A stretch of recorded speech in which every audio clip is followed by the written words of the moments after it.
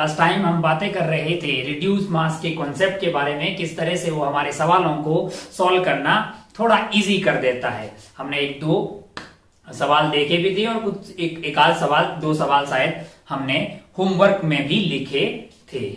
ठीक है, तो आइए उस होमवर्क से अपन जो है आज की खेला को शुरू करते हैं और आगे बढ़ते हैं।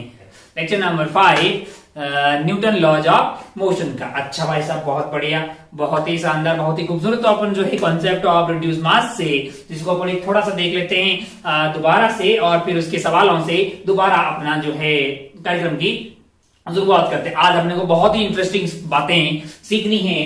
पहले अपन बात करें रिड्यूस मास में, हमने ये देखा था कि एक एटवुड मशीन है, मान लीजिए सी, और यहाँ पे मास है हमारे पास m1, क्या है m1, और यहाँ पे मास क्या है m2 है। तो इस पूरे को अपन जो है यहाँ की टेंशन के लिए इसको रिप्लेस कर सकते हैं।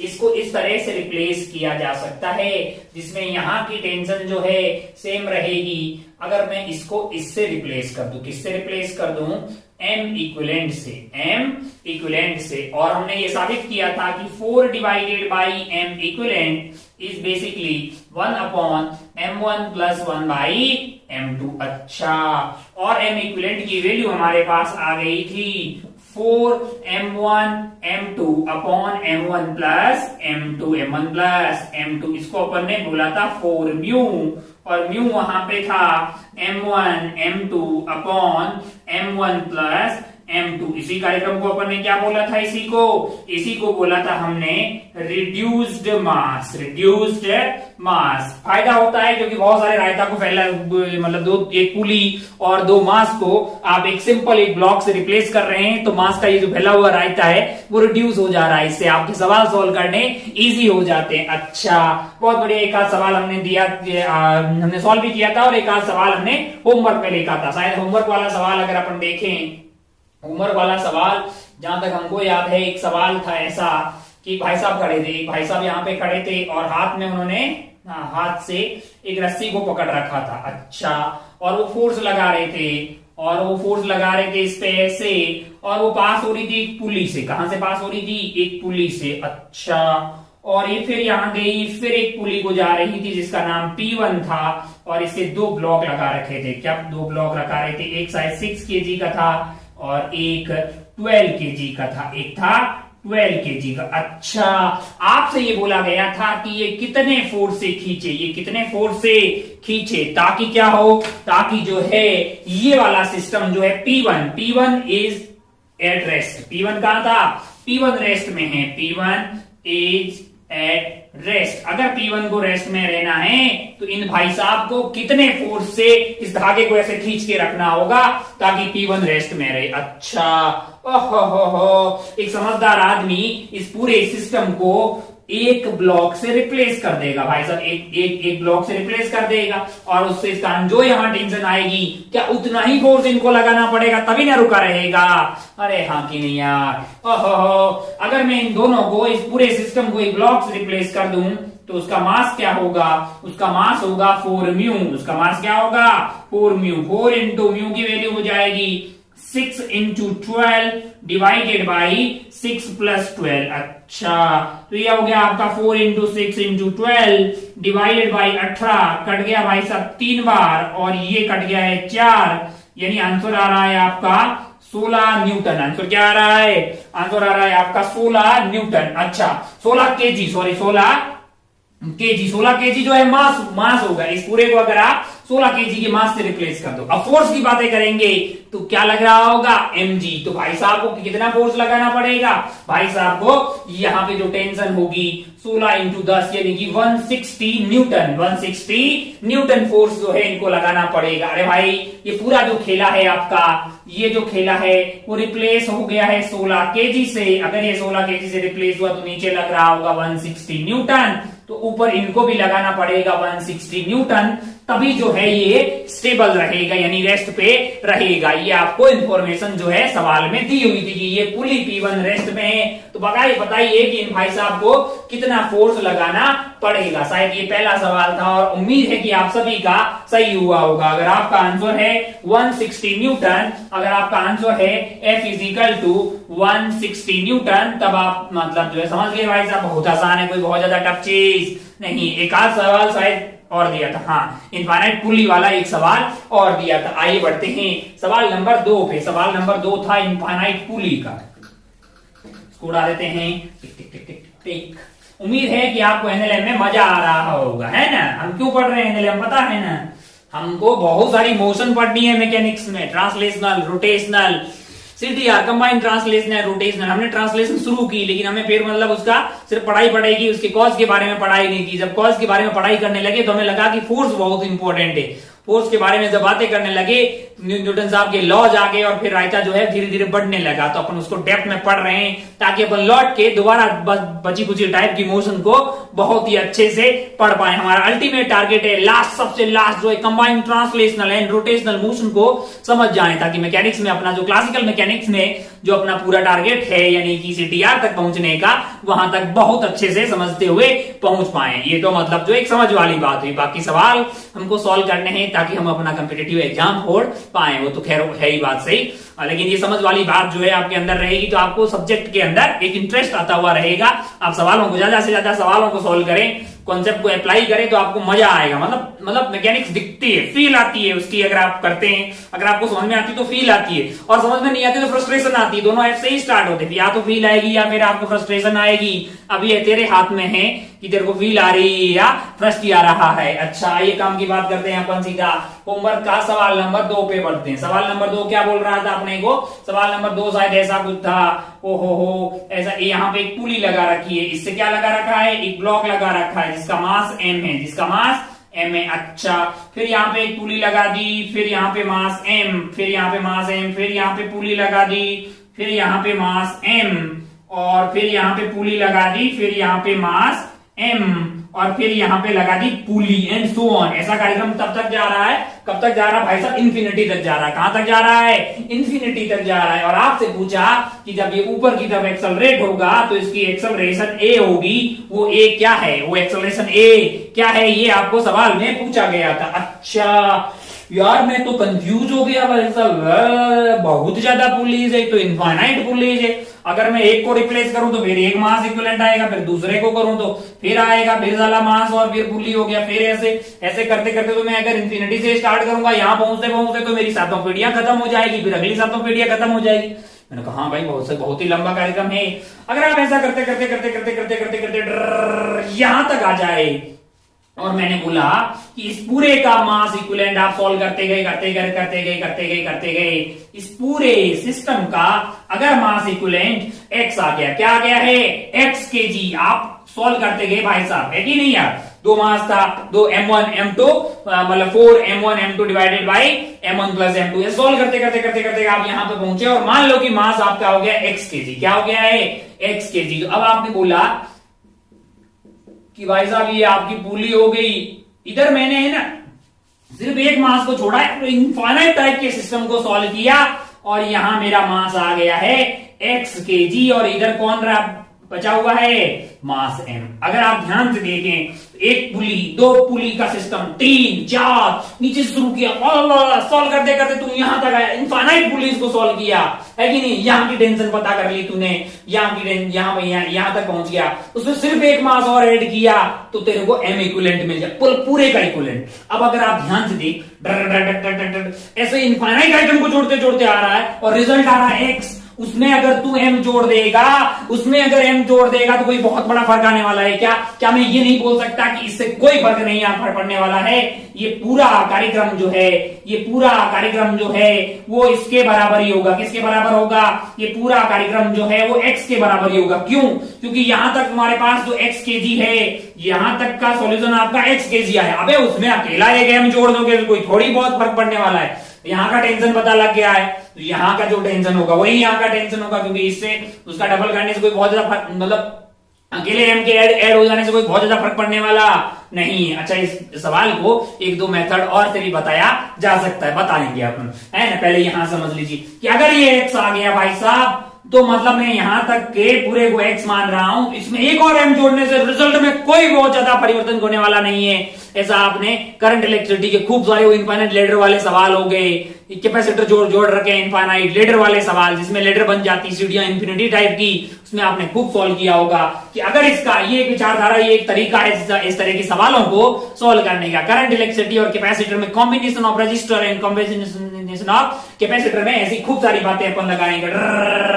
एक्स आ गया। अब आप ध्यान से देखो, अगर इन दोनों का रिजल्टेंट आप लें तो आप बोलेंगे साहब 4xm divided by x plus m होगा, लेकिन इन दोनों का रिजल्टेंट x के लगभग बराबर ही आएगा, क्योंकि x में कंट्रीब्यूशन किया है इनफाइनाइट -1 में, उसमें अगर आपने एक जोड़ दिया तो कोई उसके आंसर में फर्क पड़ने वाला नहीं है। 4xm और x प्लस m, इन दोनों का रिजल्टेंट भी आंसर x ही आएगा। ओहो हो। अब अगर आप ध्यान से देखें तो 4xm is equal to x square plus आ गया है आपका xm प्लस आ गया xm, तो यहां से आ गया है 3xm is equal to x square. और अपन जानते हैं कि x 0 नहीं हो सकता, x 0 नहीं हो सकता। अगर x 0 नहीं हो सकता तो मैं एक x से एक x को काट दिया, मेरे लिए x आ गया है 3m, मेरे लिए x क्या आ गया है 3m। अच्छा भाई साहब, बहुत बढ़िया, बहुत ही शानदार। इसका मतलब अब ये मेरे लिए सवाल क्या हो गया है, सवाल इतना हो गया है कि कितना हो गया, जरा ध्यान से देखें, ये है मेरे लिए 3m, क्या है 3m, और ये क्या है m है। ओहो हो, इसका एक्सेलरेशन है a ऊपर, तो इसका a होगा नीचे। ओहो हो। अब आप ध्यान से बताओ, आप सीधा बता सकते हो, आप गोंचों की तरह ये इक्वेशन लिखिए 3mg minus T is equal to mass into acceleration, फिर t। अरे भाई वैसे कर लो अपन तो, अरे दो इक्वेशन बना के तो कर ही सकते हो ना यार। इसका फ्री बॉडी डायग्राम बनाओ, नीचे की तरफ क्या है 3mg, ऊपर क्या है, मैंने कहा टेंशन t मान ले भाई, वो तो समान रहेगी दोनों में, कौन बड़ा होगा, मैंने कहा 3mg minus t that is 3m into a। मैंने कहा ओ इक्वेशन a सेम क्यों मान लिया, एक्सेलरेशन अबे सेम होगा ना, एक ही धागा है यार। और इसके लिए तू बोलेगा t माइनस mg, अरे t बड़ा होगा mg इसका नीचे होगा भाई, नेट फोर्स हो गया t minus mg that is mass into acceleration, mass into acceleration हो गया m इनटू a। ये आपका हो गया इक्वेशन नंबर 2। ओहो, दोनों को ऐड कर दीजिए तो आपके पास आया है 2mg that is equal to 4m into a। ओहो, a की वैल्यू आ रही है g/2 मीटर पर सेकेंड स्क्वायर। अगर आपका आंसर g/2 मीटर पर सेकेंड स्क्वायर आया है तो अपनी पीठ थपथपा दीजिए, क्योंकि ये टफ है, मतलब एक टफ सवाल में माना जाता है। अच्छा, ओहो, ये जो आपने किया है ये क्या सही है, मैंने कहा ये सही है, इसमें मजा नहीं आ रहा, क्या किसी और तरीके से भी बता सकते हैं। मैंने कहा इस सवाल पे लौट के दोबारा आएंगे, मैं इस सवाल को दो और मेथड से बता दूंगा। उसके लिए आपको सूडो फोर्स एंड कुछ और बातों की जरूरत पड़ती है, तो कॉन्सेप्ट धीरे धीरे हम इसी चैप्टर में आगे सीखेंगे। तो हम इसके लास्ट में दोबारा इस सवाल पे आएंगे, दो और मेथड से सेम आंसर g/2 मीटर पर सेकेंड स्क्वायर साबित किया जा सकता है। लेकिन उन तीनों मेथड्स में सबसे फास्ट जो आंसर आता है वो यही है, कौन सा वाला, रिड्यूस मास मेथड। बाकी दो मेथड और भी है, मतलब वर्क से निकाल सकते हैं, एक और जो है सूडो फोर्स से, अभी पढ़ाया नहीं तो नाम लेना ठीक नहीं है, लेकिन आगे पढ़ेंगे, लेकिन थोड़ा लेंदी होता है। उन तीनों में से सबसे आसान जो मेथड था वो था रिड्यूस मेथड, जिससे अपना आंसर g/2 मीटर पर सेकेंड स्क्वायर आ गया है। अच्छा, बहुत बढ़िया भाई साहब, बहुत ही शानदार, हो खूबसूरत। तो ये हो गया अपना रिड्यूस मास का एक कॉन्सेप्ट हमने समझ लिया। अच्छा, बहुत शानदार। ओहो, क्या हमें आगे बढ़ लेना चाहिए, हमें आगे बढ़ना चाहिए, धीरे धीरे अपन आगे बढ़ते हैं। तो हम बातें कर रहे थे डायनामिक्स की, किसकी, डायनामिक्स की। पहले हमने इक्विलिब्रियम वाले सवाल सॉल्व किए, कौन से वाले, इक्विलिब्रियम वाले सॉल्व करने के बाद में हम लोग आगे बढ़े और हम अभी ऐसे सवाल सॉल्व कर रहे हैं जिसमें डायनामिक्स हो रही है, मतलब बॉडी चल रही है। लेकिन एक खास बात है, मतलब अभी तक जितने भी सवाल हमने सॉल्व किए हैं ना, उसमें एक खास बात है। आप लोग बोलेंगे भाई साहब कौन सी खास बात है, मतलब अभी तक वाले सवालों में बॉडी थोड़े काले काले हो रहे हो यार, काले वाले मतलब थोड़े से अभी तक जितने भी सवाल हमने सॉल्व किए हैं उसमें एक खास बात, अगर आप ध्यान से देखो तो सारे अपने ऑब्जेक्ट लोग थे, उनकी एक्सेलरेशन सेम आ रही थी। हाँ बोले इसमें क्या है भाई साहब, सेम आ रही तो बहुत बढ़िया भाई साहब, सवाल ही ऐसे लिए थे जिसमें सेम आई। हाँ हाँ, एक आध और लेते हैं, फिर धीरे धीरे आगे रायता फैलाते हैं। जरा देखिए, जरा ध्यान से। वाह, ओहो, एक बहुत घोंचू किस्म के सवाल से कार्यक्रम की शुरुआत करते हैं। वो पहले वाले दोनों सवाल हमारे होमवर्क में थे। हम आज का खेला अभी यहीं से शुरू करते हैं। एक सवाल लेते हैं बहुत ही ज्यादा घटिया, मतलब जो है तो बोलेगा आह क्यों क्यों, मतलब आखिर क्यों। मान लो कि यहाँ इसका मास है 10 केजी। कितना है? 10 केजी। और इसका मास है 2 केजी। क्या है? 2 केजी। दो बातें पूछी जा सकती है, एक्सेलरेशन बताओ, टेंशन बताओ। तो जाहिर सी बात है बोलेगा ये नीचे जाएगा, इसका एक्सेलरेशन ए है।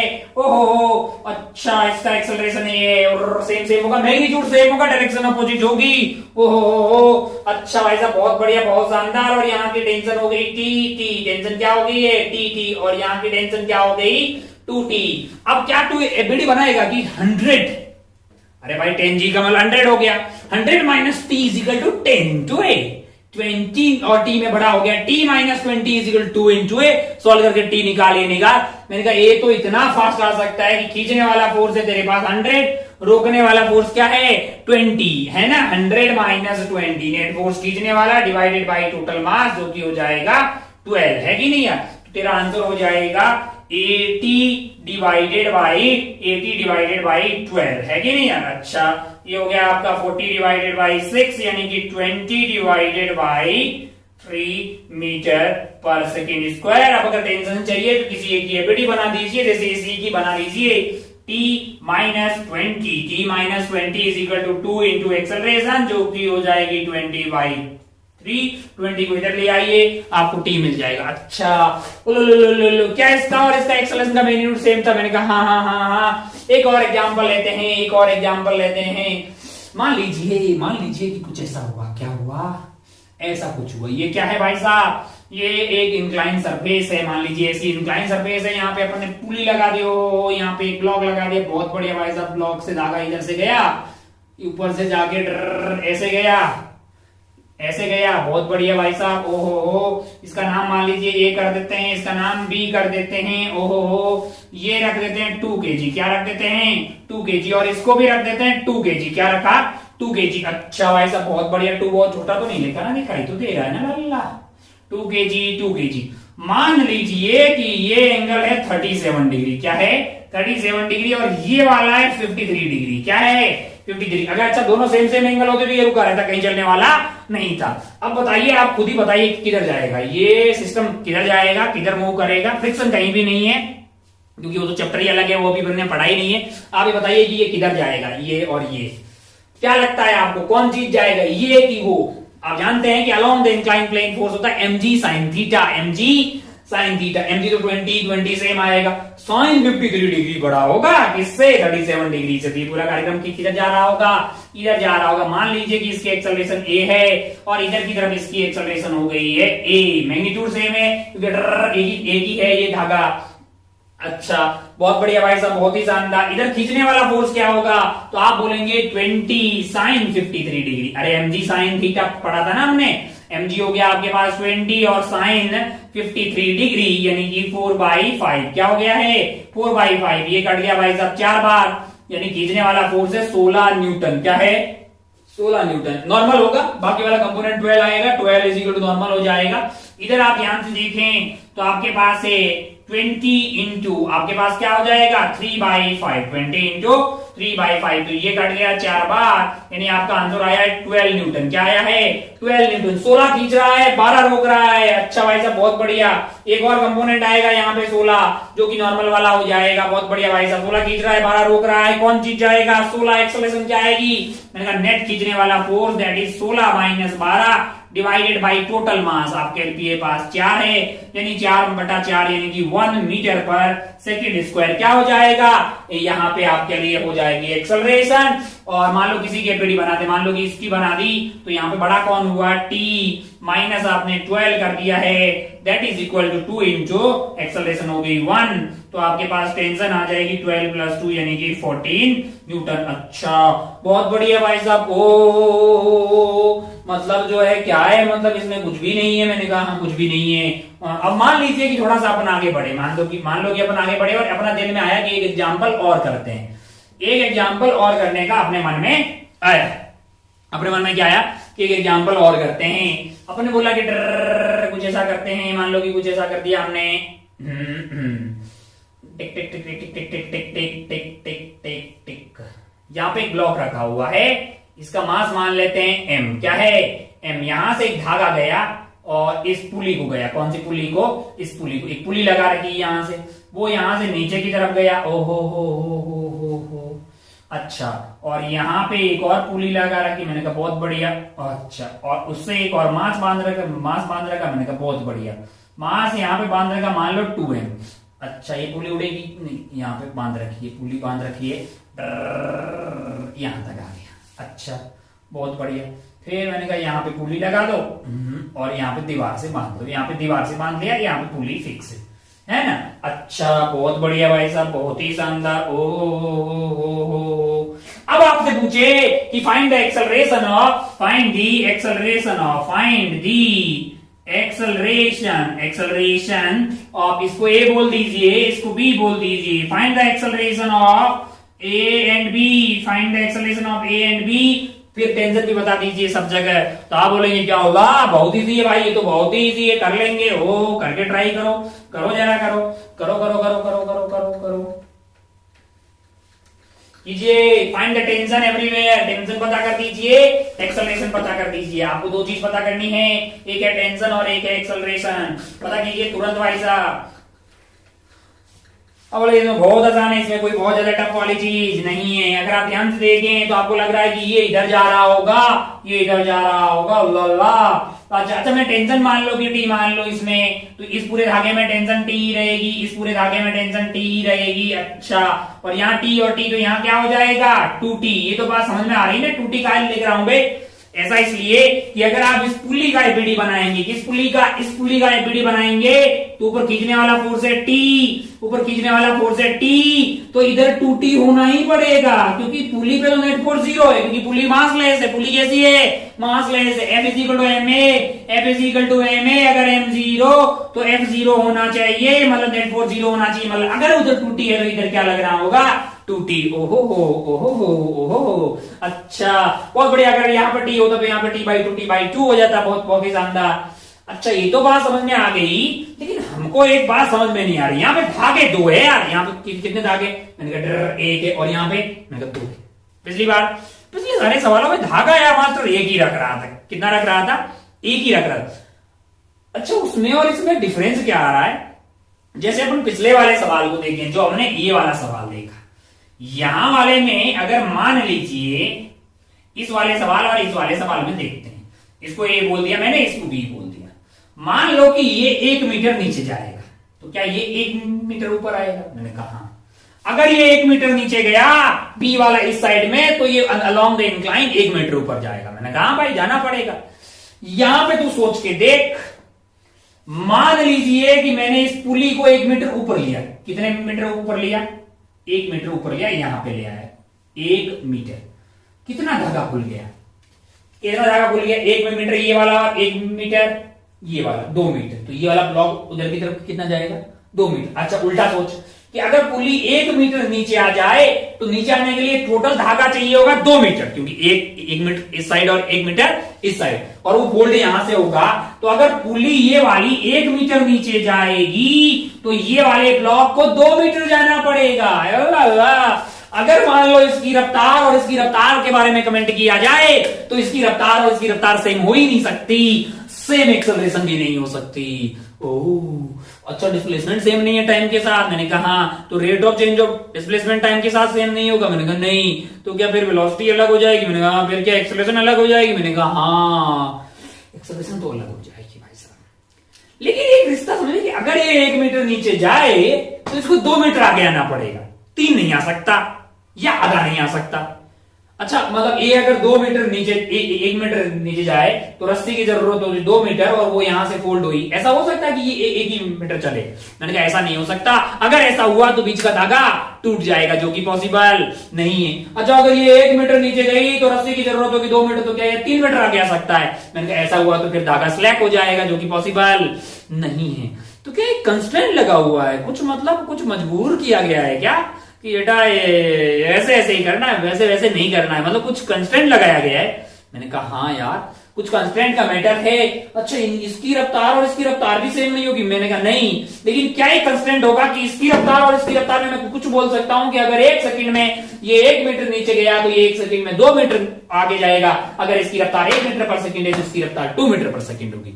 मैंने कहा हाँ, तो मैं इसकी और इसकी एक्सेलरेशन और इसके डिस्प्लेसमेंट वेलोसिटी तीनों को रिलेट कर सकता हूं। मैंने कहा हाँ, क्योंकि बीच में कुछ धागे लगे हुए हैं और उनके बीच का कंस्ट्रेंट है। अच्छा, यहां पे कंस्ट्रेंट क्या है?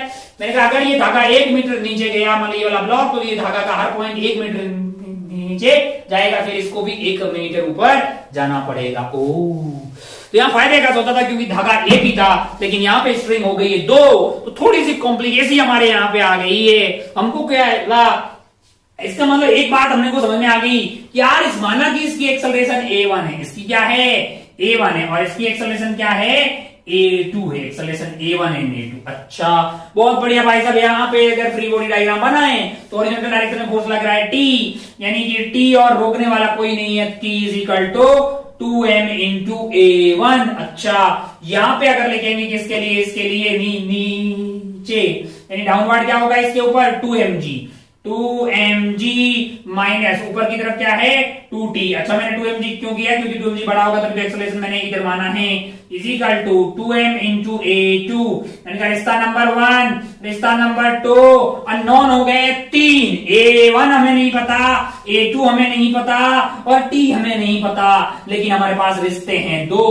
पिछले वाले में जितने अननोन थे उतने रिश्ते मिल रहे थे, लेकिन अब यहाँ पे अननोन है 3, 1 2 3। टेंशन भी नहीं पता, a1 भी नहीं पता, a2 भी नहीं पता, लेकिन हमारे पास जो रिलेशंस हैं, we have relation 1 and relation 2, but there are 3 variable. अच्छा, इसका मतलब एक और रिश्ते की जरूरत है, एक और रिलेशन की जरूरत है। मैंने कहा हाँ, लेकिन वो रिलेशन कौन बताएगा? मैंने कहा उनके बीच में कुछ कंस्ट्रेंट होगा, वो कंस्ट्रेंट हमें बताएगा। अच्छा, तो किस तरह से निकालते हैं? मैंने कहा वही तो हमें अभी पढ़ना है। हेडिंग डाल दीजिए कंस्ट्रेंट मोशन। कौन सी वाली motion? Constraint motion, constraint motion. Heading डाल दीजिए, मजा आएगा, मतलब टफ सवाल सोल्व करने में काम आते हैं। ओहो, कोई बहुत ज्यादा टफ चीज नहीं है कि जब अपन ऐसे सवाल सोल्व कर रहे होंगे तो हमें एक और इक्वेशन की जरूरत होगी, कुछ एक्स्ट्रा इक्वेशन की जरूरत होगी, और वो कहां से आएगी? कंस्ट्रेंट मोशन की। अभी आपको समझ में आ जाएगा, कोई बहुत ज्यादा टफ चीज नहीं है। हेडिंग डाल दीजिए आप कंस्ट्रेंट मोशन। नाम से पता लग रहा है कि कुछ मजबूरियां, कुछ रिलेशन जो है वो हम सबको फॉलो करना पड़ता है, हम आजाद परिंदों की तरह। बिल्कुल ऐसा नहीं कि समाज के सारे रूल्स तोड़ के आराम से अपनी जिंदगी जी, ऐसा पॉसिबल नहीं है। ठीक वैसे ही हमारे पास इन दोनों ब्लॉक के बीच में भी कुछ रिश्ते हैं, कुछ मतलब जो है कायदे हैं, कुछ रूल्स एंड रेगुलेशन है, कुछ कंस्ट्रेंट है जिनको इनको चलने के दौरान फॉलो करना पड़ेगा। तो उनके अंडर जो मोशन होगी, यानी उन कंस्ट्रेंट के अंडर, उसको प्यार से बोला जाता है कंस्ट्रेंट मोशन। आइए देखते हैं constraint motion. Constraint motion, heading डाल दीजिए आप कंस्ट्रेंट मोशन।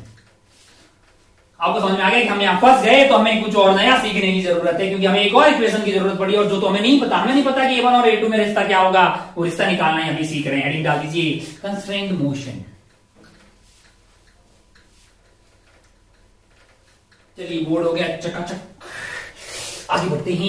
हेडिंग आप डाल चुके हैं कंस्ट्रेंट मोशन। क्या है कंस्ट्रेंट मोशन? अच्छा, कुछ मजबूरियों को के अंदर होने वाली ये जो मोशन है उसको कंस्ट्रेंट मोशन बोला गया। अच्छा भाई साहब, कितने टाइप की होती है? मतलब सवाल, मतलब कुछ होता है सवाल टाइप के, उसको अपन थोड़ा अलग अलग क्लासिफाई करके बात करते हैं। ये जो कंस्ट्रेंट मोशन है वो अपने पास 3 तरह के सवाल इसमें मिलेंगे। वन इज स्ट्रिंग कंस्ट्रेंट, जो अभी अपन बात कर रहे थे उसमें स्ट्रिंग की कुछ मजबूरियां थी। स्ट्रिंग की क्या मजबूरियां थी? कि वो टूट नहीं सकती, वो स्लैग नहीं हो सकती, तो उसको अपन बोल रहे हैं स्ट्रिंग कंस्ट्रेंट। कौन सा?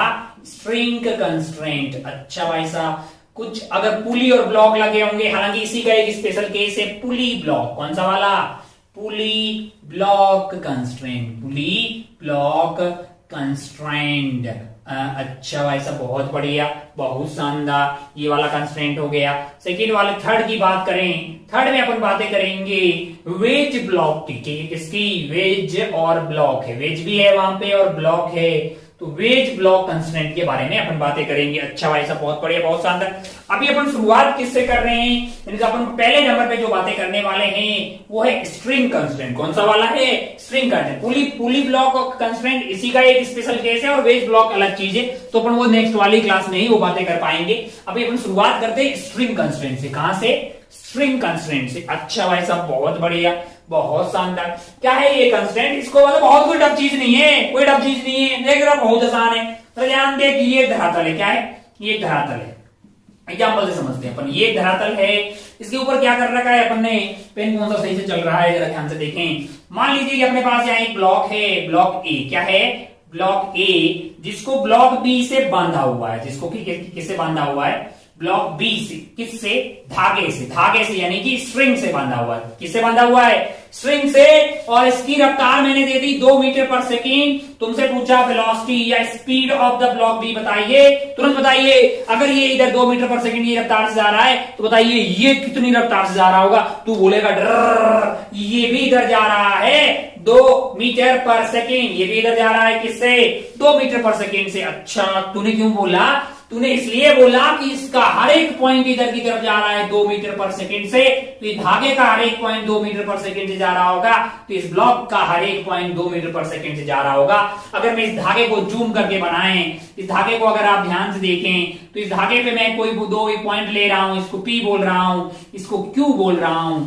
क्या अलोंग द धागा इस पॉइंट P और Q की रफ्तार मान ला VP है और इसकी VQ है, इसकी क्या है, VP है और इसकी क्या है, VQ है। कौन सी वाली रफ्तार, स्पीड जो अलोंग द धागा हो। अगर VQ और VP, अगर VQ बड़ा हो VP से, अगर VQ बड़ा हो VP से। अच्छा, कोई धागा भी नहीं है अपने पास। अच्छा देखिए जरा, हमारे पास धागे की कोई कमी नहीं है, हमारे पास धागा है, यहाँ पे धागा जुगाड़ लेते हैं।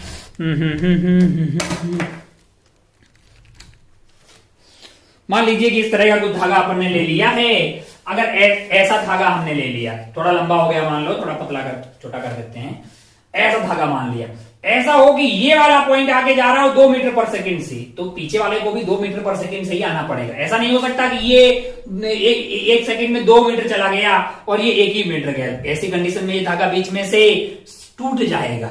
और अगर मान लो कि ये आगे वाला पॉइंट 2 मीटर पर सेकंड से जा रहा हो और पीछे वाला 3 मीटर पर सेकंड से जा रहा हो, तो स्लैक हो जाएगा, ये स्लैक हो जाएगा। तो मैंने कहा धागा ना तो स्लैक हो सकता है ना ही टूट सकता है। मैंने कहा फिर मैंने कहा ऐसा है भाई साहब कि इस धागे में अलोंग द धागा यानी अलोंग द स्ट्रिंग, कोई 2 पॉइंट पकड़ लीजिए, ये पॉइंट कोई से भी 2 पॉइंट पकड़ लीजिए, कोई से भी 2 पॉइंट पकड़ लीजिए, इसमें किन्हीं भी 2 पॉइंट पे अलोंग द धागा स्पीड सेम होना चाहिए। अलोंग द धागा क्या सेम होना चाहिए, स्पीड सेम होना चाहिए। ओह, क्या यही कंस्ट्रेंट है? मैंने कहा हाँ। ओहो, अगर अपन स्ट्रिंग कंस्ट्रेंट की बात करें तो along the string,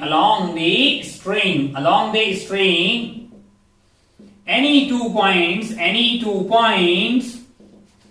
of the string must have same speed, कोई टफ चीज नहीं बताई मैंने, मस्ट हैव। इधर एंगल बाकी कंपोनेंट से हमें कोई मतलब नहीं है इसके, हमें ये है कि अगर मान लीजिए VP and VQ are the component of the speed along the धागा, तो ये VP और VQ सेम होना चाहिए।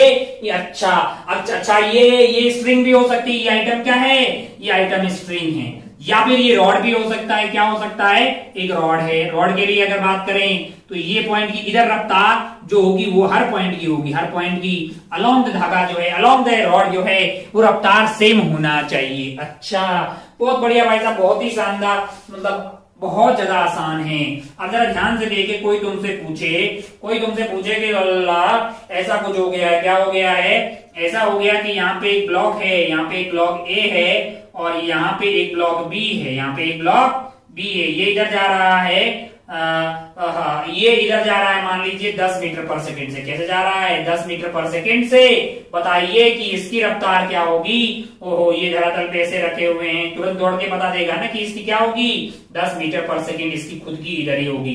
क्यों, क्योंकि इस ब्लॉक का हर एक पॉइंट 10 से जा रहा है, फिर धागे का हर पॉइंट 10 से आगे जा रहा है, फिर इसे बंधा हुआ हर पॉइंट बी का भी 10 से ही आगे जा रहा है कि नहीं यार। अगर ये 10 से कम हुआ तो फिर बीच में धागा टूट जाएगा, और 10 से ज्यादा होगा तो ये स्लैप हो जाएगा धागा, जो कि पॉसिबल नहीं है। अच्छा भाई साहब, बहुत बढ़िया, बहुत शानदार। एग्जाम्पल 1, एग्जाम्पल नंबर 2 एकदम आथू।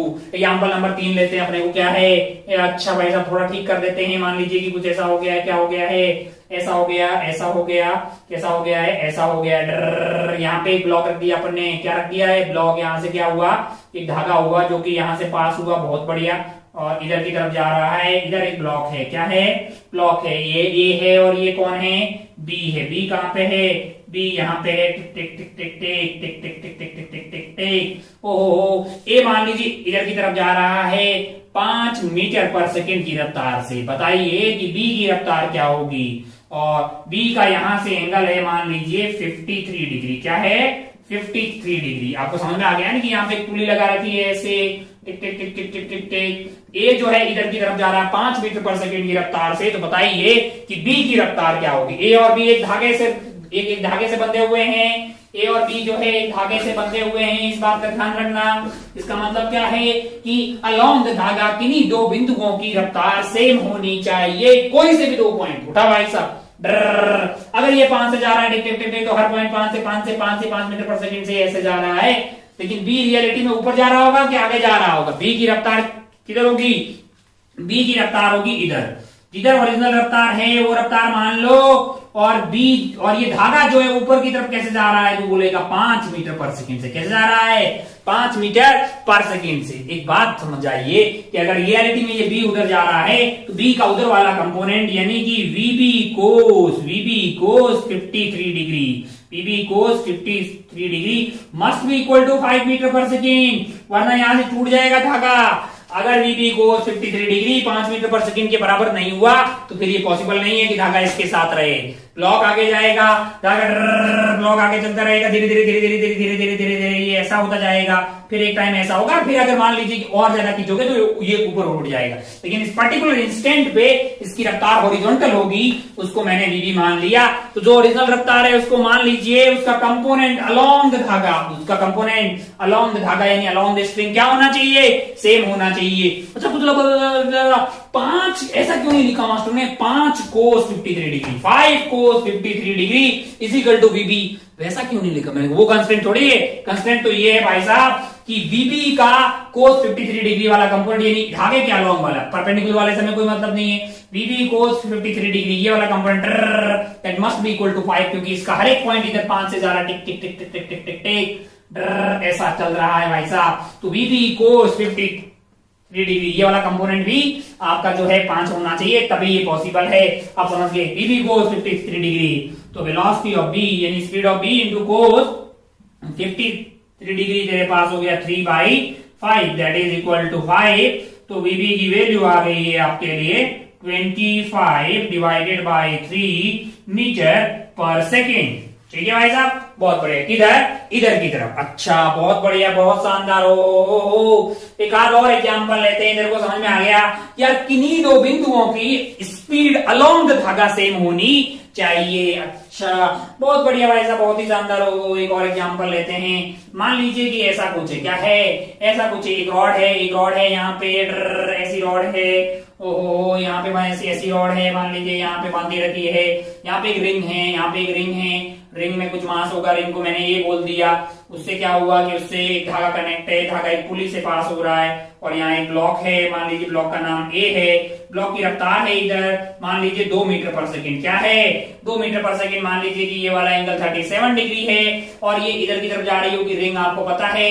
तो आपको इसकी रफ्तार मान लीजिए v है, तो रफ्तार बताइए। मान लीजिए कि इसकी रफ्तार क्या है, v है, तो वो रफ्तार बताइए इस पर्टिकुलर इंस्टेंट पे क्या होगी इसकी रफ्तार। बुक्स में बहुत सारे तरीके और दिए होते हैं। तो पहले आपको वो पाइथागोरस लगाएगा, रिलेशन निकालेगा, टाइम के साथ डिफरेंशिएट करेगा, उस हमें करने की कोई जरूरत नहीं है। हम तो जानते हैं कि अलोंग धागा किन्हीं भी दो बिंदुओं की स्पीड अलोंग धागा क्या होनी चाहिए, सेम होनी चाहिए, दैट्स ऑल।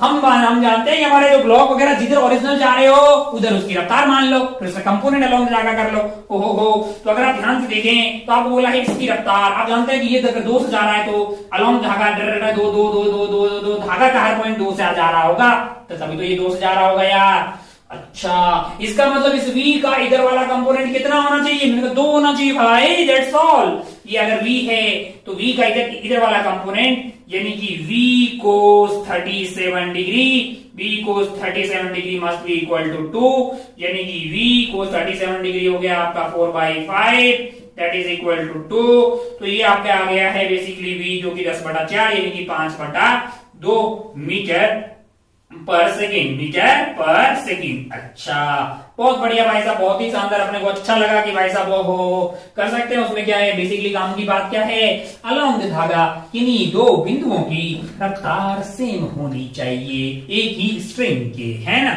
अच्छा, वेलोसिटी नहीं बोल रहा मैं, स्पीड बोल रहा हूँ। क्या बोल रहा हूँ? स्पीड, है कि नहीं है। अच्छा, ये 2 इधर है और यहाँ वाला 2 इधर होगा तो क्या सेम होना चाहिए? सेम स्पीड होना चाहिए, वेलोसिटी नहीं बोल रहा मैं, है ना। अच्छा भाई साहब, बहुत बढ़िया। एक और एग्जांपल करते हैं, तेरी आत्मा को शांति हो गई होगी। अभी तक तुम वैसे समझ भी गया होगा कि ओरिजिनली ये होता क्या है। अच्छा, एक और एग्जांपल करते हैं। मान लो कि ऐसा कुछ किया अपन ने, क्या कर दिया है, मान लो कि ऐसा कुछ कर दिया, टिक टिक टिक टिक टिक टिक टिक टिक, यहाँ पे लगा दी पुली। अच्छा भाई साहब, बहुत बढ़िया, बहुत शानदार। और यहाँ से धागा लिया, इधर गया और ये धागा इधर फोल्ड हो रहा, इधर आ रहा है। मैंने बहुत बढ़िया भाई साहब। यहाँ पे एक ब्लॉक रखा अपन ने और इधर भी एक ब्लॉक बांध दिया, बहुत शानदार। ओ अच्छा, बहुत शानदार। यहाँ पे क्या है, मैंने कहा यहाँ पे धरातल है, टिक टिक टिक टिक टिक टिक, और यहाँ पे क्या है, यहाँ पे भी धरातल है। ओ अच्छा, इधर को इसको हमने रफ्तार दे दी, मान लो कि इसको रफ्तार दे दी मैंने 10 मीटर पर सेकंड। क्या दी? 10 मीटर पर सेकंड। हो, इसका नाम ए है, इसका नाम ए है, इसका नाम क्या है? बी है। ओहो, अगर इसकी रफ्तार 10 मीटर पर सेकंड है तो रफ्तार बताइए कि इसकी बी की। तू बोलेगा बे एंगल तो नहीं पता, हम दे रहे हैं ना, थोड़ा ठंड रखो, 37 डिग्री। ओहो, और ये जो है ये एंगल मान लीजिए है 53 डिग्री। क्या है? 53 degree. VB is equal to क्या होगा? बीबी इज इक्वल टू क्या होगा? ये सवाल पूछ रहा है आपसे, बीबी क्या होगा, इसकी रफ्तार क्या होगी? तुरंत शुरू हो जा भाई साहब, वीडियो को पॉज मार, तुरंत पता कर ले। तू कर सकता है, जरा ध्यान से देख, कर सकता है, मेरा पूरा विश्वास है। तो तुझे पता है कि स्ट्रिंग के किन्हीं 2 बिंदुओं की रफ्तार जो है अलोंग द स्ट्रिंग सेम होनी चाहिए। अच्छा, ओहो, हमने पहले बोला था कि बीबी किधर जा रहा होगा? बीबी किधर जा रहा होगा? ऊपर की इधर आगे जाएगा भाई, ऊपर तो बाद में जाएगा जब ये यहां तक पहुंच जाएगा और फिर कुछ नहीं होगा इसके पास, तो ये ऊपर जाएगा, है ना। ऐसे किस तरह हो गया? अभी तो आगे जाएगा ना यार, वहां पे नीचे रखा हुआ आइटम को ऐसे करके पुली तो मैं ऐसे खींचता रहूंगा तो वाला ब्लॉक जो होगा वो ग्राउंड पे नीचे की तरफ स्लाइड करते करते पास में आ रहा होगा। फिर अगर आप यहां पहुंच जाएंगे, ये वाला ब्लॉक यहां पहुंच जाएगा, फिर भी अगर आप खींचते रहोगे भी ये ऊपर की तरफ चला जाएगा। बाकी टाइम में ये आगे बढ़ता रहेगा और ये धागा ऐसा होता हुआ जाएगा, मतलब एंगल आपका बढ़ता हुआ जाएगा। एंगल जब 90 हो जाएगा फिर ऊपर हो जाएगा। अच्छा, ये तो आपको समझ में, क्योंकि यहाँ पे कोई फ्रिक्शन नहीं है, कहीं कुछ भी नहीं है। हो अच्छा भाई, बहुत बढ़िया। हो शानदार। अब अगर आप ध्यान से देखें तो ये है 10 मीटर पर सेकेंड और वो हमें पूछा है। अच्छा, तो क्या इसकी रफ्तार को बीबी मान लो इधर? मैंने कहा लोग बोलेंगे उधर काय को नहीं माने, पागल जोड़ी में यार, उधर मानू। वैसे उधर मानेंगे सॉल्व करके नेगेटिव आ जाएगा, जो माना उसका उल्टा। इधर जा रहा है तो मैं इधर ही मानूंगा, बीबी इधर आ गया। अब जरा ध्यान से देखें, क्या बीबी का ये वाला कंपोनेंट जो है, क्या बीबी का ये वाला कंपोनेंट जो है वो निकाल लेते हैं। वही तो अलोंग द स्ट्रिंग हो गया। बीबी कोस 53 डिग्री, क्या ये बीबी कोस 53 डिग्री अपने 10 मीटर पर सेकेंड के बराबर होना चाहिए कि नहीं होना चाहिए? क्या ये बीबी कोस 53 डिग्री 10 मीटर पर सेकेंड के अलोंग होना चाहिए कि नहीं होना चाहिए, मतलब उसके बराबर होना है? तो इसको मैंने इक्वल टू 10 कर दिया। आप भी सोचिए कि भाई साहब ठीक किया है कि गलत किया है, क्योंकि बीबी का ये वाला कंपोनेंट जो अलोंग द स्ट्रिंग आ गया है। अच्छा भाई साहब, बहुत बढ़िया। बीबी की वैल्यू हो गई, बीबी कोस 53 डिग्री की वैल्यू होगी 3/5। अगर इक्वल टू 10 कर दीजिए तो बीबी की वैल्यू आ गई 50/3 मीटर पर सेकेंड। आप लोग बोलेंगे भाई साहब इसमें गलत क्या है? सही तो किया हुआ है, पिछली बार भी तो ऐसे ही किया था। पिछली बार क्या हुआ था हमारे लिए? पिछली बार हमारे लिए ऐसा कुछ हुआ था, ऐसा कुछ था। यहाँ पे एक ब्लॉक रखा था, यहाँ पे एक रिंग रखी हुई थी, सॉरी, यहाँ पे ऐसा था। और रिंग यहाँ पे रखी हुई थी। ये आइटम इधर 2 मीटर पर सेकंड की रफ्तार से जा रहा था, तो इसकी रफ्तार को v मान लिया था। ये एंगल साइड 37 डिग्री था, तो v cos 37 डिग्री को सीधा इक्वल टू 2 कर दिया था, तो यहाँ पे हमने भी कर दिया। bb cos 53 डिग्री को 10 के बराबर। लेकिन इस बार गिलती है, इस बार गिलती है नहीं, गलत है कहाँ है भाई साहब? यहाँ पे कि आपका 10 मीटर पर सेकेंड अलोंग द धागा नहीं है, 2 मीटर पर सेकेंड तो अलोंग द धागा था ना यार। ओहो, तो क्या हमको इस यहाँ पे लाइन खींच के इसको अलोंग द धागा पता करना चाहिए। मैंने कहा 10 का ये वाला कंपोनेंट क्या होगा? ये वाला कंपोनेंट आ जाएगा 10 cos 37 डिग्री। क्या हो जाएगा? 10 cos 37 डिग्री, यानी कि 10 cos 37 डिग्री की वैल्यू हो गई आपके लिए 4/5 यानी कि ये हो गया आपका 8 मीटर पर सेकेंड। तो क्या आपको वीबी cos 53 डिग्री को इक्वल टू 10 करना चाहिए कि 8 करना चाहिए? आप खुद बोलेंगे भाई साहब कि वीबी cos 53 डिग्री का मतलब ये वाला कंपोनेंट, वो वेलोसिटी का ये वाला कंपोनेंट के बराबर होना चाहिए, ना कि 10 के बराबर, क्योंकि 10 अलोंग द धागा नहीं है। तो कौन है अलोंग द धागा? 8 है। इसका मतलब क्या हुआ? इसका मतलब हमको वीबी cos 53 डिग्री को इक्वल टू 8 करना चाहिए। अच्छा, cos 53 डिग्री मैंने कहा क्या होगा? 3/5 हो जाएगा, दैट इज इक्वल टू 8। तो हमारा वीबी की वैल्यू आ जाएगी 40/3 मीटर पर सेकेंड। वीबी की वैल्यू आ गई 40/3 मीटर पर सेकेंड। अच्छा भाई साहब, बहुत बढ़िया, बहुत ही खूबसूरत, शानदार। तो हम बातें कर रहे हैं स्ट्रिंग कंस्ट्रेंट की, और जो स्ट्रिंग कंस्ट्रेंट हमारे सामने है वो ये है कि अलोंग द स्ट्रिंग कोई भी 2 पॉइंट आप उठा लीजिए, अलोंग द स्ट्रिंग कोई से भी 2 पॉइंट आप उठा लीजिए, उनकी कोई से भी 2 पॉइंट, यहाँ पे एक, यहाँ पे ए, यहाँ पे पी और यहाँ पे क्यू, तो अलोंग द धागा इस पी की रफ्तार और इस क्यू की रफ्तार जो है स्पीड सेम होनी चाहिए, अन्यथा ये धागा या तो बीच में से टूट जाएगा या फिर बीच में स्लैग कर जाएगा, लेकिन वो दोनों केस पॉसिबल नहीं है। तो अलोंग द धागा any 2 point of the string must have same speed. ये है कंस्ट्रेंट। ये क्या है? कंस्ट्रेंट। अब आप ध्यान से देखो, तो अगर ये 1 मीटर नीचे जाएगा तो आप ये पता कर सकते हैं कि ये कितना इधर जाएगा, है कि नहीं यार? अच्छा, बहुत बढ़िया भाई साहब, बहुत ही शानदार।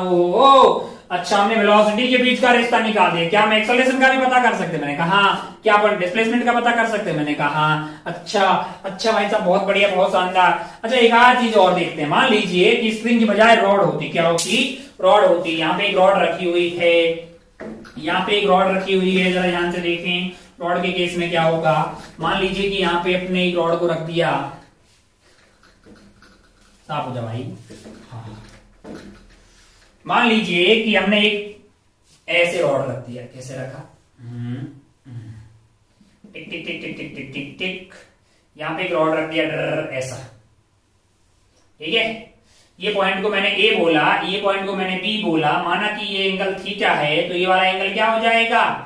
90 minus theta.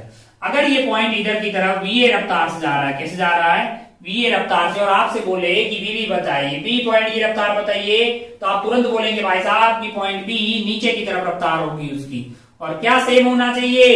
Along the rod, यानी कि टिक टिक टिक टिक टिक, इसके अलोंग किन्हीं भी 2 पॉइंट की रफ्तार सेम होनी चाहिए, तभी तो ये रॉड रहेगा, वरना या तो टूट जाएगा या फिर मतलब बीच में ऐसे टूट जाएगा या फिर पिचक जाएगा। अच्छा, ये एंगल थीटा हुआ, तो ये वाला एंगल क्या होगा? थीटा। अच्छा, इसका मतलब ये वाला कंपोनेंट क्या हो गया अपने पास? VA cos theta must be equal to VB cos 90 minus theta, यानी कि VB sin थीटा। तो यहां से VA की वैल्यू क्या आ गई? इसको थीटा को उधर ले जाइए, तो VB tan थीटा क्या आ गया है? VB tan theta. अच्छा, हो, कल को तुमको कोई ऐसा सवाल पूछे, कैसे? ये ऐसे पूछ ले भाई साहब, एक रॉड रखी हुई है, क्या रखी हुई है? एक रॉड रखी हुई है, पेन निपट गया पूरी तरह से यहाँ पे। मान लो कि ऐसी कोई रॉड रखी हुई है, ऐसी रॉड रखी हुई है, मान लीजिए कि आपको बोले कि ये वाला जो पॉइंट है, कौन सा वाला? ये वाला पॉइंट जो है वो नीचे आ रहा है 10 मीटर पर सेकेंड की रफ्तार से। कैसे आ रहा है? 10 मीटर पर सेकेंड की रफ्तार से, और ये एंगल है 37 डिग्री। तो बताइए कि ये पॉइंट की रफ्तार क्या होगी? वी आपको पूछा है, तो आप तुरंत कर लेंगे, उसमें क्या है? ये अगर 37 है तो ये वाला एंगल क्या हो गया है 53 डिग्री, और ये वाला एंगल आपका हो गया 37 डिग्री। तो आप तुरंत बोल देंगे भाई साहब कि यार tan cos 53 degree, tan cos 53 degree must be equal to क्या होना चाहिए v cos 37 डिग्री, है कि नहीं। tan का ये वाला कंपोनेंट आ गया आपका tan cos 53 डिग्री, और v का ये वाला कंपोनेंट आ गया v cos 37 डिग्री, यानी कि tan cos 37 डिग्री की वैल्यू होगी आपके पास 3/5, that is equal to v into cos 37 degree की वैल्यू होगी 4/5। यहां से आपको v मिल गया है, यहां से आपको v मिल गया है बेसिकली 30 डिवाइडेड बाई 4 मीटर पर सेकेंड। कुल मिला के बात यह है कि स्ट्रिंग हो कि रॉड हो, अलोंग द स्ट्रिंग या अलोंग द रॉड किन्हीं भी दो बिंदुओं की रफ्तार सेम होनी चाहिए। 1 मिनट, ये सीख लिया ना पहला कंस्ट्रेंट। सेकंड तो बहुत ज्यादा इसी का स्पेशल केस है, अभी पढ़ा नहीं रहा कि शायद वक्त हो गया है, अपन नेक्स्ट वाले में बात करें। तू खुद ही बता दे रहा, देख एक पुली लगा रखी है, एक पुली लगा रखी है, क्या लगा रखी है पुली लगा रखी है। यहाँ पे एक ब्लॉक है, यहाँ पे एक ब्लॉक है कि नहीं यार, यहाँ पे एक ब्लॉक है, यहाँ पे एक ब्लॉक है, ये ब्लॉक ए है, ये ब्लॉक बी है। मान लो कि बी वाला ब्लॉक इधर की तरफ जा रहा है 10 मीटर पर सेकेंड से। खुद ही बताओ कि ए की रफ्तार क्या होगी, खुद ही बताएं कि ए की रफ्तार क्या होगी। अगर ये 10 मीटर पर सेकेंड की रफ्तार से जा रहा है डर, तो इसका कंडक्टर 10 से, तो भाई ये भी तो ऊपर की तरफ 10 मीटर पर सेकेंड की रफ्तार से तो जाएगा यार, ये भी तो ऊपर की तरफ 10 मीटर पर सेकेंड की रफ्तार से आएगा। ये देखिए ये देख पुली और स्ट्रिंग हो गया। सेकंड वाला था ना, पहला स्ट्रिंग कंस्टेंट और सेकंड वाला क्या है पुली और ब्लॉक का कंस्टेंट। बेसिकली स्ट्रिंग ही तो है ना, वो है ना। थोड़ा सा अगर मान लो कि ऐसा कुछ हो गया, कल को मान लो कि पुली जो है वो खुद ही चलने लग गई, मान लो कि पुली, मान लो कि आपको ऐसा बोल दे, मान लो कि आप सोचिएगा कि आपको ये तो मैंने बोल दिया कि अगर ये 10 मीटर पर सेकेंड से जा रहा है, तो आपने बोला ये 10 मीटर पर सेकेंड से ऊपर जा रहा है, आपने वेलोसिटी ऑफ ये बता दी 10 मीटर पर सेकेंड।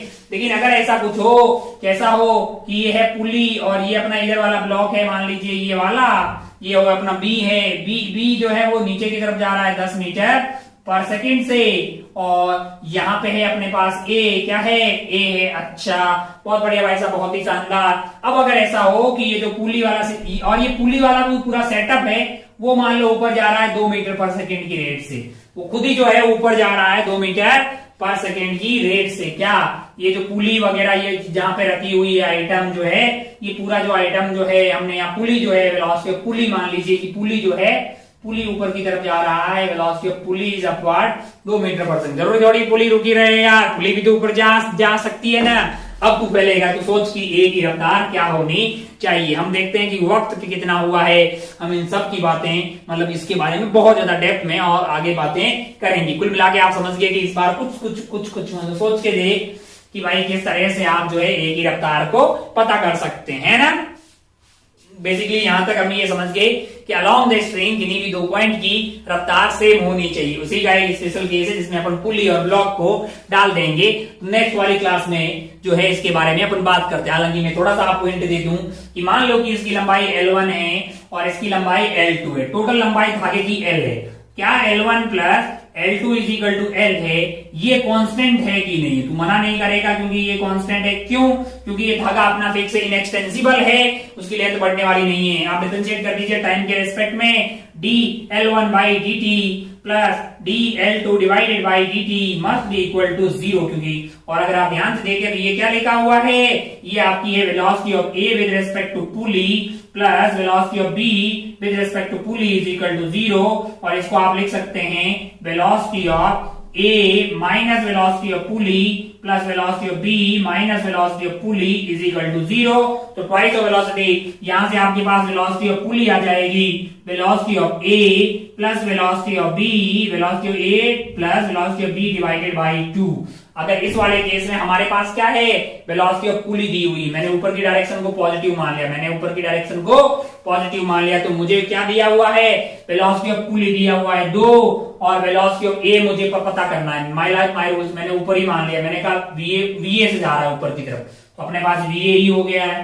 वेलोसिटी ऑफ B जो है वो 10 मीटर पर सेकेंड डाउनवर्ड है, तो उसको मैं जो है प्लस का -10 कर दे रहा हूं, है ना, ऊपर को मैंने पॉजिटिव माना है, डिवाइडेड बाई 2, तो आपके पास 2 into 2 आ गया 4 और -10 उधर से VA की वैल्यू आ रही है यहां से VA की वैल्यू आ रही 14 मीटर पर सेकेंड और ये पॉजिटिव आ रही है, मतलब ऊपर की तरफ ही होगा क्योंकि ऊपर को अपन ने क्या माना है, पॉजिटिव है। इसका मतलब ये ऊपर की तरफ जा रहा है 14 मीटर पर सेकेंड से। कैसे जा रहा है, 14 मीटर पर सेकेंड से ग्राउंड के रेस्पेक्ट में। अच्छा अच्छा अच्छा अच्छा अच्छा अच्छा अच्छा अच्छा अच्छा अच्छा, एक छोटी सी बात यहाँ पे आपने की। 1 मिनट, ये पूरा खेल अपन नेक्स्ट वाला यहीं से शुरू करने वाले हैं। जस्ट मैं आपको हिंट दे रहा हूं। मान लीजिए कि आप चीटा बन के यहाँ बैठ जाएं। क्या बन के, चीटी बन के यहाँ बैठ जाए, तो आपको क्या लगेगा, आप रुके हुए हैं रिलेटिव, मतलब कुल मिला के मास्टर आपको बोल रहा है थोड़ा सा रिलेटिव रिवाइज करके आए हैं, इसीलिए एक बात बता रहा हूं। आप चीटा बन के यहाँ बैठ गए, डर यहाँ बैठ गए भाई साहब, रिलेटिव पढ़ा है ना काइनेमेटिक्स में, रिलेटिव मोशन वो पढ़ के आना है ताकि नेक्स्ट वाली क्लास में तेरे को कोई दिक्कत नहीं हो। अच्छा, चीटा बन के अगर तू यहाँ बैठ जाए तो ये जो 14 मीटर पर सेकेंड की रफ्तार से ऊपर जा रहा है, ये आइटम ऊपर जा रहा है 14 मीटर पर सेकेंड की रफ्तार से, और तू खुद ऊपर जा रहा है 2 से, लेकिन तेरे को क्या लगेगा, तू रुका हुआ तो अपनी रफ्तार को उल्टा करके देगा तो तेरे को लगेगा कि 14 नहीं, 14 - 2 यानी 10 से ऊपर जा रहा है ना, और 14 - 2 यानी कि 12 से ऊपर जा रहा है। और जब इसको देख रहा होगा तो अपनी रफ्तार उल्टा करके देखा, 10 + 2 12 से नीचे जा रहा है। तेरे रेस्पेक्ट में ये 12 से ऊपर जा रहा होगा, ये 12 से नीचे जा रहा होगा। ठीक बात है ना, पर तभी तो पॉसिबल है, तभी तो भाई साहब, तभी तो जो है ये धागा टूटेगा नहीं। अगर आप चीटा पे बन के यहाँ पे बैठ के देखो तो ये 12 से ऊपर जा रहा है, ये 12 से नीचे जा रहा है, तभी तो ऐसा हो सकता है कि धागा नहीं टूटे। ये क्यों बता रहा मास्टर ने, थोड़ा सा इसमें खूब सवाल करेंगे, खूब वैरायटी, खूब बहुत ज्यादा डेप्थ में पढ़ने वाले अपन पुली ब्लॉक, पुली और ब्लॉक का ये कॉम्बिनेशन पे बहुत सारी पुलियां, बहुत सारे ब्लॉक लगाएंगे, खूब सारे सवाल सॉल्व करेंगे। लेकिन आप थोड़ा सा रिलेटिव मोशन देख के आए। हालांकि बहुत आसान सी बात है, जिस आइटम पे बैठ जाते हैं उसकी रफ्तार को उल्टा करके, उसकी एक्सेलरेशन को या रफ्तार को जो भी आपको निकालना होता है ना, उसको उल्टा करके दूसरे वाले को पकड़ा देते हैं। रिलेटिव मोशन को एक बार देख के आए ताकि अपन जो नेक्स्ट वाली क्लास में बिल्कुल, ये अगर यहाँ से शुरू करेंगे ये समझ में नहीं आया तो कोई बात नहीं, आप रिलेटिव देख के आना। स्ट्रिंग कंस्ट्रेंट के बारे में बातें कर चुके हैं, कहां इसका यूज होगा स्ट्रिंग कंस्ट्रेंट का, सवालों पे अपन दोबारा लौटेंगे। फिर अपन जो नेक्स्ट वाला जो है उसकी शुरुआत करेंगे पुली ब्लॉक से, पुली ब्लॉक कंस्ट्रेंट से, और पुली ब्लॉक कंस्ट्रेंट के बारे में पढ़ने के बाद में अपन खूब सारे सवाल सॉल्व करेंगे। फिर अपन तीसरा टाइप का कंस्ट्रेंट की बात करेंगे, वेज ब्लॉक कंस्ट्रेंट, और फिर उसके भी खूब सारे सवाल धीरे धीरे इस तरह से जो है अपन आगे बढ़ते रहेंगे। अभी अपने खूब सारी बातें जो न्यूटन लॉज ऑफ मोशन में करनी बाकी है। उम्मीद है कि आपको अच्छा लग रहा होगा, आपको फील आ रही होगी, आपको ऐसा लग रहा होगा कि हाँ चीजें मतलब जो अच्छी, मतलब इनको समझा जाएगा। तो बहुत ज्यादा पढ़ने वाली बातें नहीं है, पढ़ने वाली इन द सेंस कि आपको कुछ याद नहीं करना है, आपको कोई कलर याद नहीं करना है, आपको कोई साइंटिस्ट का नाम याद नहीं करना है, कोई बहुत ज्यादा फॉर्मूले याद नहीं करने, कोई प्रॉपर्टीज याद नहीं करनी है, कोई आपको एक कलर, कोई आपको ट्रेंड सीरीज, ये कलर वो कलर, ये इंक्रीजिंग ये डिक्रीजिंग, ऐसी कोई बातें नहीं। बुद्धि लगा अबे कितनी तो बातें हैं, F = m है ना, F = dp/dt है कि नहीं यार। First law, second law, third law, free body diagram बना, टेंशन नॉर्मल और स्ट्रिंग फोर्स, इतनी तो पढ़े हैं, बाकी तो मतलब लॉजिकल बातें तो बिल्कुल दिमाग पे मतलब जो है एकदम से लोग इसको समझने का, और समझने से ही सिर्फ खेला खत्म नहीं होता, उसके बाद जो होमवर्क है उसको करने का, मतलब ईमानदारी से होमवर्क करने का। सबसे ज्यादा IIT JEE की प्रिपरेशन में अगर कोई आपका हेल्पफुल है, कोई आपको स्ट्रांग बना सकता है, वो है आपका होमवर्क। जब आपसे खुद से सवाल होने लगेंगे तो आपके अंदर एक कॉन्फिडेंस आता है, बस वो कॉन्फिडेंस ही एक इंसान को चाहिए होता है किसी भी चीज को क्रैक करने का, कोई भी काम को सफल करने का। चलिए भाई साहब, खूब सारा जो है आज का कार्यक्रम हो गया है। हम यार आज के जो है अपने लेक्चर को फिर यहीं पे समाप्त डिक्लेयर करते हैं। उम्मीद है कि आपको अच्छा लग रहा होगा, क्योंकि अभी सामने कैमरा ही है तो मुझे नहीं पता लग रहा है कि कैसा लग रहा है, लेकिन पूरा विश्वास है कि जब भी अपन मिलेंगे तो आपको अच्छा लगेगा, इस बात का आपको गारंटी दी जाती है। आज की खेला को फिर फाइनली यहाँ पे खत्म करते हैं। जय हिंद, जय भारत, टेक केयर, बाय। आप अपना और अपनी पढ़ाई का बहुत बहुत ध्यान रखिएगा, अपने स्वास्थ्य का भी खास करके। Take care, bye.